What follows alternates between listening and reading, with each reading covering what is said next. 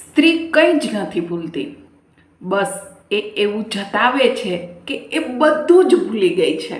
જો એ એવું ના કરે તો એમના માટે જીવવું મુશ્કેલ થઈ જાય. એક સ્ત્રી જીવનમાં શાંત થઈ જાય છે જ્યારે એમનો હક બીજા વ્યક્તિને આપવામાં આવે છે. એક સ્ત્રી રડી પડે છે જ્યારે એમનું જ પોતાનું વ્યક્તિ એમને ખોટું સમજે છે. ત્યારે આંસુ વહાવીને રડી પડે છે જ્યારે એમના ચરિત્ર ઉપર આંગળી ઉઠાવવામાં આવે. ખામોશી અપનાવી લે છે જ્યારે કોઈ એમને સાંભળતું નથી. ત્યારે ધીરે ધીરે બધાથી દૂર થઈ જાય છે જ્યારે એમને કોઈ સમજતું નથી.